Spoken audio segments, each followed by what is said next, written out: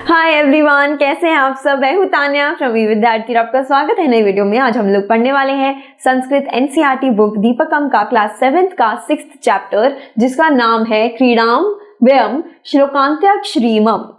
ठीक है जी, इसका अर्थ क्या है कि हम श्लोकों के अंतिम अक्षर से खेलते हैं। तो बेसिकली इस चैप्टर में है कि ना जो बच्चे हैं वो श्लोक के आखिरी लेटर से खेलते हैं और उससे बनाते हैं नया श्लोक और उससे नए श्लोक से वो खेलते हैं। मतलब जैसे होता है ना अंताक्षरी हम खेलते हैं कि जो लास्ट वर्ड आएगा फिर उससे ही हम आगे वर्ड शुरू होना चाहिए, उससे गाना शुरू होना चाहिए। ऐसे ही बच्चे जो है श्लोक के साथ खेल रहे हैं। श्लोक जो है हमें विद्या देते हैं। श्लोक बहुत इंपॉर्टेंट होते हैं, वो हमारे ना एक्चुअली ज्ञान में बहुत हेल्प करते हैं। श्लोक से हमको बहुत ज्यादा कुछ सीखने को मिलता है। ठीक है जी, तो यही पढ़ने वाले हैं हम चैप्टर में। अगर आपको इसे MCQ, solution, sample paper, important questions या फिर बुक्स, वीडियोस, नोट्स, समरी कुछ भी चाहिए आप डाउनलोड कर सकते हैं फ्री में हमारी वेबसाइट से www.evidyarthi.in। आपको लिंक जो है इसका डिस्क्रिप्शन बॉक्स में नीचे मिल जाएगा। ठीक है जी, तो चलिए अब वीडियो को हम शुरू करते हैं और डीपली पढ़ते हैं चैप्टर के बारे में। नमस्ते प्यारे बच्चों। तो आज हम आपकी संस्कृत की किताब का एक बहुत ही मजेदार पाठ पढ़ने वाले हैं। पाठ 6, जिसका नाम है श्लोकई अंत्याक्षरीम। अरे इसका मतलब जानते हैं? इसका मतलब है श्लोकों की अंत्याक्षरी। कितना मजेदार नाम है ना, है ना? तो चलिए साथ मिलकर इस कहानी को समझते हैं और देखते हैं कि इसमें क्या होता है। तो क्या सब तैयार हैं? अरे वाह, बहुत बढ़िया। तो बच्चों, ये कहानी है कुछ दोस्तों की, बिल्कुल आपकी ही तरह, जिन्हें स्कूल के बाद बस खेलना और मस्ती करना पसंद है। चलो देखते हैं कि उनकी इस मस्ती में आज क्या नया होने वाला है। तो कहानी की शुरुआत होती है एक बहुत ही प्यारी सी इच्छा से, खेलने की इच्छा। भाई जब सारे दोस्त इकट्ठा होते हैं तो सबसे पहले क्या मन करता है? खेलने का ही तो करता है ना? तो चलो सुनते हैं वो आपस में क्या बात कर रहे हैं। सखी दीपके वयम अधुना क्रीडितुम अभिलाषामः। इसका सीधा सा मतलब है, हे दोस्त दीपक, हम सब अभी खेलना चाहते हैं। देखो बच्चों, ये जो दोस्तों के साथ खेलने की खुशी होती है ना, उसका तो कोई मुकाबला ही नहीं है। सबका मन एकदम मचल रहा है कि चलो बाहर भागते हैं, दौड़ते हैं और खूब मजे करते हैं। लेकिन कहानी में एक छोटा सा ट्विस्ट है। उनकी इस मजेदार इच्छा के बीच एक छोटी सी समस्या आ जाती है। भाई कभी कभी ऐसा होता है ना, जब हम कुछ अच्छा करने की सोचते हैं तो कोई ना कोई रुकावट आ ही जाती है। चलो देखते हैं उनके प्लान में क्या गड़बड़ हुई। अरे भारती, बहिर्वृष्टि अस्ति, कथम क्रीडामः। इसका मतलब है, अरे भारती, बाहर तो बारिश हो रही है, हम कैसे खेलेंगे? ओ, तो ये थी वो समस्या। बेचारों का खेलने का इतना मन था, पर बाहर तो बारिश ने सारा का सारा मजा ही किरकिरा कर दिया। सब बच्चे थोड़े उदास हो गए होंगे, है ना? पर कहते हैं ना कि जहां चाह वहां राह। जब एक रास्ता बंद होता है तो कोई ना कोई दूसरा रास्ता जरूर खोल जाता है। और देखो, उन्हीं दोस्तों में से एक समझदार दोस्त के दिमाग में एक नया और बहुत ही मजेदार आइडिया आता है। वृष्टिः अस्तु नाम इच्छा अस्ति चेत क्रीडामः बहिर्गमनस्य आवश्यकता एव नास्ति। इसका मतलब है, बारिश को होने दो, अगर खेलने की इच्छा है तो हम जरूर खेलेंगे, हमें बाहर जाने की जरूरत ही नहीं है। अरे वाह, क्या बात है! इसे कहते हैं असली पॉजिटिव सोच। दोस्त ने कितनी अच्छी बात कही कि बारिश है तो क्या हुआ, हमारा खेलने का मन तो है ना, तो हम घर के अंदर ही कोई खेल खेलेंगे। एषा नूतना क्रीड़ा अस्ति भो, अंत्याक्षरी क्रीड़ा इति। और फिर वो दोस्त सबको बताता है, यह एक नया खेल है, इसका नाम है अंत्याक्षरी क्रीड़ा। अरे वाह, एक नया खेल! ये सुनते ही तो बाकी दोस्तों की आंखों में भी चमक आ गई होगी, है ना? सबके मन में उत्सुकता जाग गई होगी कि भाई ये कौन सा नया खेल है। किम अंत्याक्षरी क्रीड़ा अहमपि क्रीडामि। इसका मतलब है, क्या अंत्याक्षरी क्रीड़ा मैं भी खेलूंगा। देखा, जैसे ही कुछ नया और मजेदार सुनने को मिलता है ना, तो सबका मन खेलने को करने लगता है। सारी उदासी एकदम से गायब और सब फिर से खेलने के लिए तैयार हो गए। अवश्यम आगच्छन्तु वयम सर्वे क्रीडामः। इसका मतलब है, जरूर आ जाओ, हम सब मिलकर खेलेंगे। और बच्चों, यही तो दोस्ती की सबसे खूबसूरत बात होती है। जब सब दोस्त मिलकर एक साथ कुछ करते हैं ना, तो उसका मजा डबल हो जाता है। किसी को भी पीछे नहीं छोड़ना, सबको साथ लेकर चलना। तो चलो, सब खेलने के लिए तो तैयार हो गए। अब सबसे जरूरी बात क्या है, बताओ बताओ? अरे भाई, खेल के नियम, रूल्स ऑफ द गेम। बिना नियम के तो कोई भी खेल ठीक से नहीं खेला जा सकता और फिर मजा भी नहीं आता। तो चलिए अब मिलकर खेल के नियम समझते हैं। सखी तर्हि क्रीडायाः नियमान् सूचयतु। इसका मतलब है कि दोस्त, तो फिर हमें खेल के नियम बताओ। देखिए, सब कितने अच्छे और समझदार बच्चे हैं। वो जानते हैं कि खेलने से पहले लड़ाई झगड़ा न हो, इसके लिए सबसे अच्छा तरीका है कि पहले नियम जान लिए जाएं। और यही एक अच्छे खिलाड़ी की पहचान होती है। वयम गणद्वयम रचामः। इसका मतलब है, हम दो टीम बनाएंगे। तो पहला नियम सामने आ गया है, टीम बनानी है।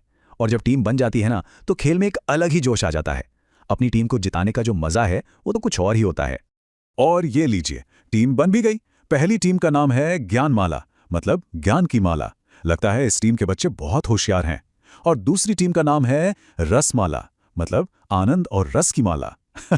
भाई लगता है ये टीम तो बहुत मजेदार होने वाली है। कितने प्यारे नाम रखे हैं, है ना? तो नियम बहुत ही आसान है, ध्यान से सुनिए। पहला नियम, पहली टीम एक श्लोक बोलेगी। दूसरा नियम, उस श्लोक का जो भी आखिरी अक्षर होगा उसे पकड़ना है। और तीसरा नियम, दूसरी टीम को उसी अक्षर से एक नया श्लोक शुरू करना होगा। अरे ये तो बिल्कुल अपनी गानों वाली अंताक्षरी जैसा ही है, बस यहाँ गानों की जगह पर श्लोक बोलने हैं। ये तो बहुत ही मजेदार होने वाला है। तो बस अब सब कुछ तैयार है, टीमें बन चुकी हैं, नियम सबको पता चल गए हैं और सब में जोश भी एकदम हाई है। तो फिर इंतजार किस बात का है? चलिए खेल शुरू किया जाए। अहो महान आनंदः भविष्यति तरी क्रीडा महा। इसका मतलब है अरे वाह, इसमें तो बहुत मजा आएगा, तो चलो अब खेलते हैं। ये सुनकर ही मन में कितनी खुशी हो रही है ना। बच्चों का उत्साह देखिए, वो पहले से ही जानते हैं कि इस खेल में उन्हें बहुत ज्यादा आनंद आने वाला है। आदो ज्ञानमालागणः आर इति अक्षरात् पद्यम गायति ततः रसमालागणः वदति। इसका अर्थ है सबसे पहले ज्ञानमाला टीम आर अक्षर से एक श्लोक गाएगी और उसके बाद रसमाला टीम की बारी आएगी। तो लीजिए, खेल शुरू हो ही गया। पहली बारी है ज्ञानमाला टीम की और उन्हें आर अक्षर से अपना श्लोक बोलना है। और इस तरह उस बारिश के दिन में घर के अंदर ही उन दोस्तों ने अपनी खुशी और मजे का एक नया ही तरीका ढूंढ निकाला। उनका ये मजेदार खेल अब शुरू हो चुका है और हमें पूरा यकीन है कि वो सब इसमें खूब मजे करने वाले हैं। आज हम सब मिलकर संस्कृत के कुछ बहुत ही प्यारे श्लोकों की दुनिया में चलेंगे। ये सिर्फ शब्द नहीं है, पता है, ये तो जिंदगी जीने के छोटे छोटे प्यारे प्यारे सीक्रेट्स हैं। तो चलिए शुरू करते हैं ये मजेदार सफर। तो हमारा पहला श्लोक है विद्या के बारे में, मतलब नॉलेज के बारे में। हम सब सोचते हैं ना कि असली सुंदरता क्या होती है, क्या वो सिर्फ चेहरे में होती है या अच्छे कपड़ों में? चलिए देखते हैं हमारा पहला श्लोक हमें इस बारे में क्या सिखाता है। तो श्लोक की पहली लाइन है रूप यौवन संपन्ना विशाल कुल संभवाहा। इसका मतलब है, सोचिए एक ऐसा इंसान है जो दिखने में बहुत ही सुंदर है, एकदम यंग है और बहुत ही बड़े फेमस परिवार में पैदा हुआ है। मतलब बाहर से देखने पर तो लगेगा वाह इसके पास तो सब कुछ है, लेकिन देखते हैं कि क्या इतना होना ही काफी होता है। और अब दूसरी लाइन, विद्याहीना न शोभन्ते निर्गंधा इव किंचुकाः। यहाँ असली बात समझ आती है। श्लोक कहता है कि अगर विद्या नहीं है, ज्ञान नहीं है, तो वो सारी खूबसूरती, वो बड़ा परिवार कुछ भी शोभा नहीं देता। बिल्कुल वैसे जैसे किंशुक का फूल होता है, देखने में तो बहुत सुंदर, एकदम लाल, पर उसमें कोई खुशबू नहीं होती। तो असली खूबसूरती, असली महक तो हमारे ज्ञान की होती है, जो हमें अंदर से सुंदर बनाती। चलिए अब ज्ञान की इस महक के बाद एक और बहुत जरूरी चीज के बारे में जानते हैं, और वो है समय, टाइम। सबके पास दिन में 24 घंटे ही होते हैं, पर जो समझदार लोग होते हैं और जो ना समझ होते हैं वो अपना समय बहुत अलग अलग तरीके से बिताते हैं। देखते हैं हमारा अगला श्लोक इस बारे में क्या कहता है। तो पहली लाइन है काव्य शास्त्र विनोदेन कालो गच्छति धीमताम।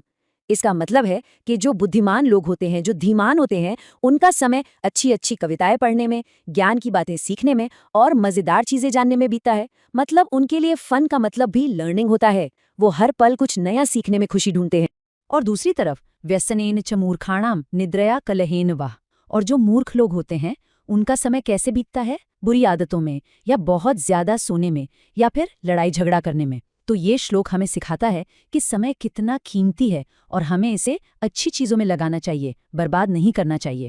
अच्छा, अब जो अगला श्लोक है ना वो बहुत इंटरेस्टिंग है। ये हमें सज्जन यानी अच्छे इंसान और दुर्जन यानी बुरे इंसान के बीच का फर्क बताता है। सोचिए, विद्या, पैसा और ताकत, ये तीनों चीजें एक अच्छे इंसान के पास भी हो सकती हैं और एक बुरे इंसान के पास भी, पर दोनों इसका इस्तेमाल कैसे करते हैं, चलिए जानते हैं।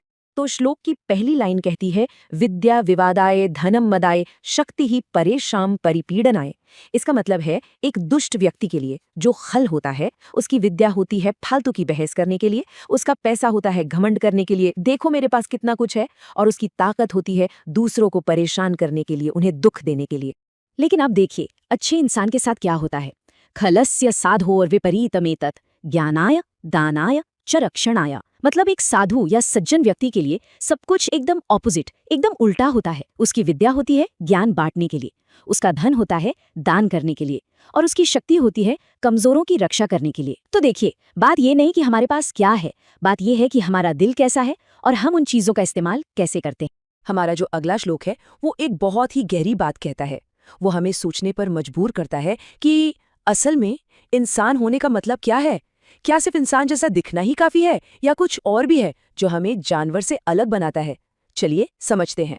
ये शाम न विद्या न तपो न दानम ज्ञानम न शीलम न गुणो न धर्मः।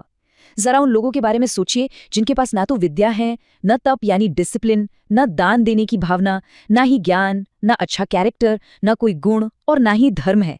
मतलब वो सारे गुण जो एक इंसान को अच्छा बनाते हैं वो है ही नहीं। तो ऐसे लोगों के लिए श्लोक क्या कहता है?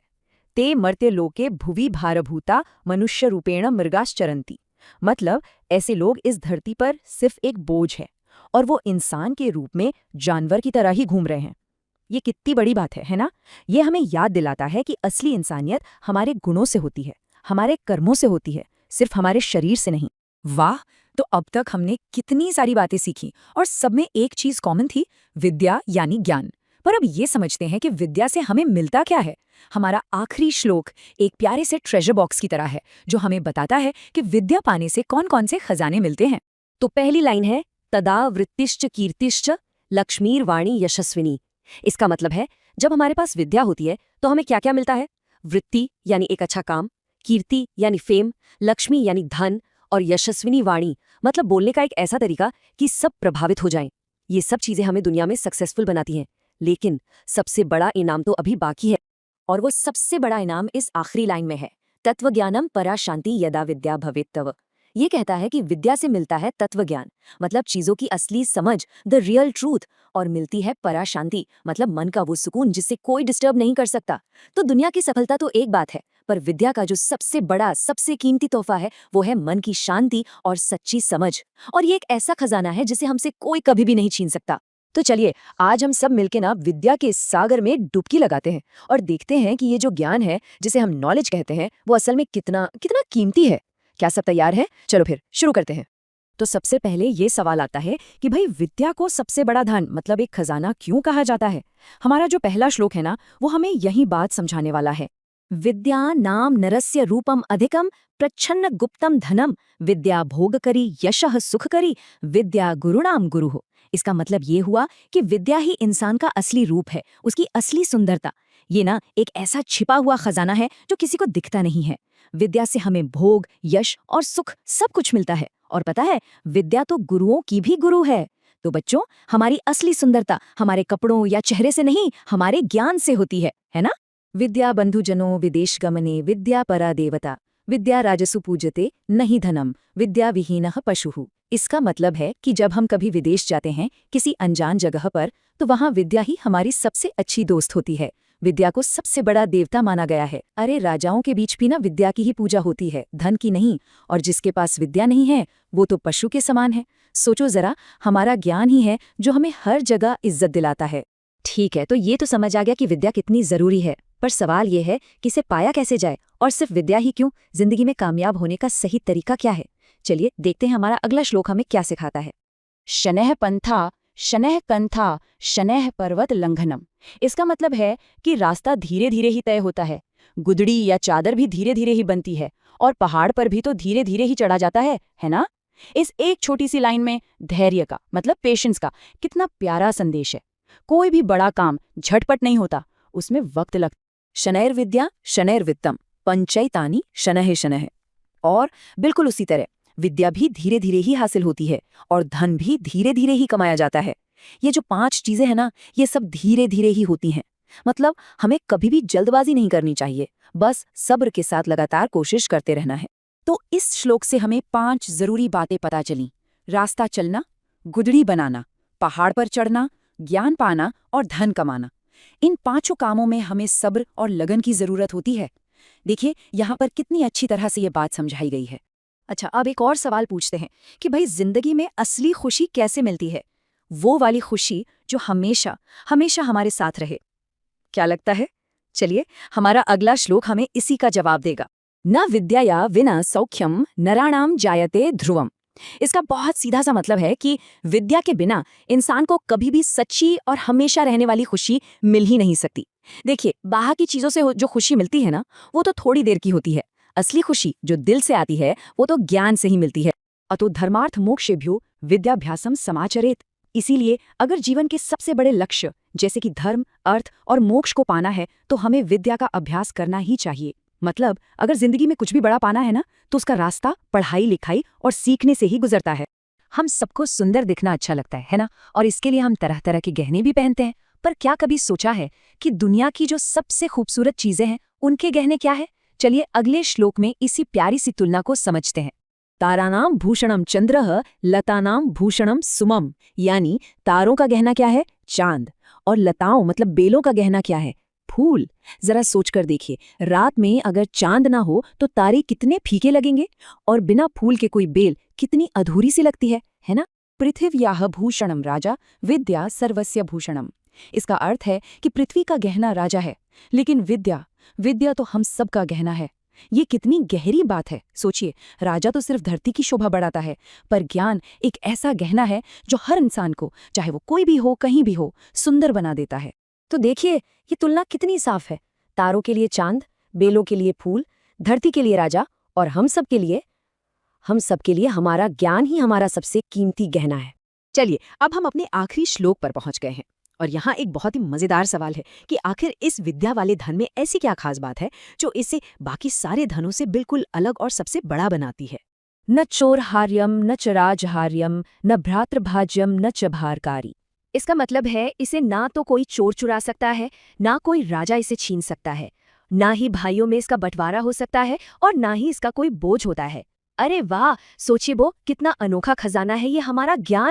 व्यये कृते वर्धतेव नित्यम विद्याधनम सर्वधन प्रधानम। और अब आती है इसकी सबसे जादुई बात, वो ये है कि इसे जितना खर्च करो, मतलब जितना आप दूसरों के साथ बांटोगे ना, ये उतना ही बढ़ता जाएगा हमेशा। इसीलिए विद्याधन को सभी धनों में सबसे बड़ा कहा गया है। सच में ये किसी जादू से कम नहीं है। तो इस आखिरी श्लोक का सार क्या निकला? यही कि ज्ञान को कोई चोर नहीं चुरा सकता, राजा छीन नहीं सकता, भाई बांट नहीं सकते, इसका कोई बोझ नहीं होता, और ये बांटने से हमेशा बढ़ता है। यही वो बातें हैं जो विद्या को दुनिया का सबसे कीमती खजाना बनाती हैं। तो हमेशा याद रखिएगा, हमारी असली दौलत और हमारी असली सुंदरता हमारा ज्ञान ही है। ये एक ऐसा खजाना है जो हमेशा हमारे साथ रहेगा और सिर्फ बढ़ता ही जाएगा। तो बस हमेशा सीखते रहिए और चमकते रहिए। अगली बार फिर मिलेंगे। तो उम्मीद करती हूँ आपको चैप्टर अच्छे से समझ आ गया हो, और अगर आ गया हो तो do like, share and subscribe, and मिलते हैं आपसे नेक्स्ट वीडियो में। अच्छे से पढ़ना। All the best. Bye bye.